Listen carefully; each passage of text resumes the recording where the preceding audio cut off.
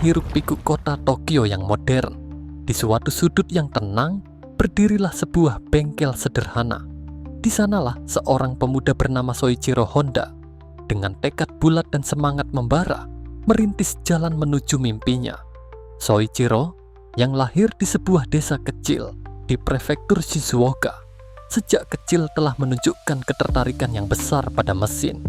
Ia menghabiskan waktu berjam-jam untuk membongkar dan merakit mesin-mesin kecil, mempelajari cara kerjanya dengan penuh rasa ingin tahu. Ketekunan Soichiro membuahkan hasil. Ia berhasil menciptakan sebuah sepeda motor sederhana yang diberi nama Dream. Sepeda motor ini menjadi awal dari perjalanan panjang Soichiro dalam membangun kerajaan otomotif yang kelak akan dikenal sebagai Honda. Honda menghabiskan masa kecilnya membantu ayahnya dalam bisnis reparasi sepeda. Pada saat 15 tahun, tanpa pendidikan formal, Honda pindah ke Tokyo untuk mencari kerja. Dia bekerja magang di sebuah bengkel pada 2022, dan setelah mempertimbangkan pekerjaannya, ia tetap bekerja di sana selama 6 tahun lagi sebelum kembali ke kampung halamannya untuk memulai usaha reparasi mobilnya pada 1974 dalam usia 22 tahun. Honda menyukai balapan otomotif dan menciptakan rekor kecepatan pada 1976.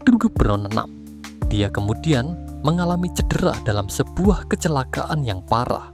Tulangnya patah termasuk di kedua pergelangan tangannya dan berhasil dibujuk istrinya untuk berhenti membalap. Honda lalu berkonsentrasi pada usahanya, dan pada 1937 dia pindah ke pembuatan cincin piston dengan mendirikan industri berat Tokai Seiki, IBTS Tokai Seiki Heavy Industry. Pada 1948 dia menjual IBTS kepada Toyota seharga 450.000 yen, kira-kira sama dengan $1 juta AS jika diukur pada tahun 2003. Dengan tekad yang kuat dan semangat inovatif, Soichiro Honda terus mengembangkan produk dan teknologi baru. Ia memimpin perusahaan untuk memproduksi sepeda motor pertama mereka, Dream D-Type, pada tahun 1949. Sepeda motor ini menjadi sangat populer di Jepang dan membuka jalan bagi kesuksesan Honda di masa depan. Ekspansi dan inovasi Honda Motor Go berkembang pesat di bawah kepemimpinan Soichiro Honda. Perusahaan ini mulai memproduksi mobil pada tahun 1963 dan dengan cepat menjadi salah satu produsen mobil terbesar di dunia. Soichiro Honda dikenal karena visi dan inovasinya yang luar biasa. Ia selalu mendorong timnya untuk menciptakan produk yang lebih baik dan lebih inovatif.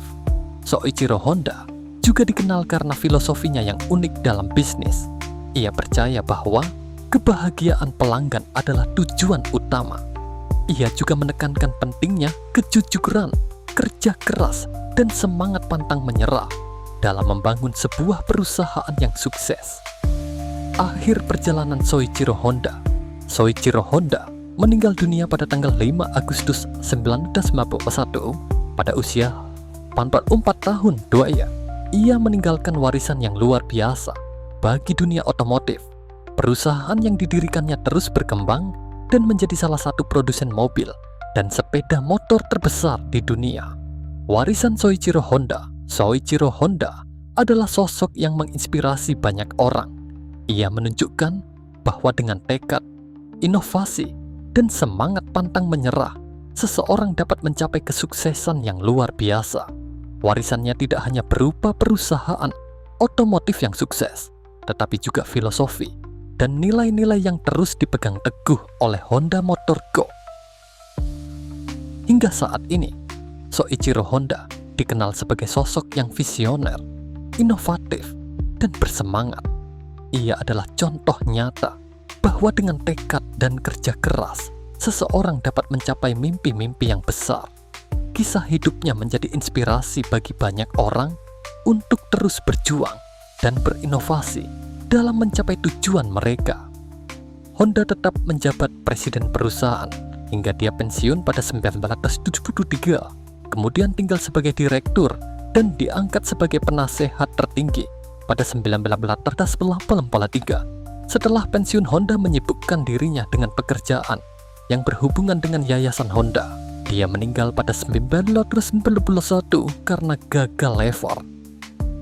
Warisan Soichiro Honda tidak hanya berupa perusahaan otomotif raksasa, tetapi juga semangat juang dan jiwa inovatif yang terus menginspirasi generasi penerus.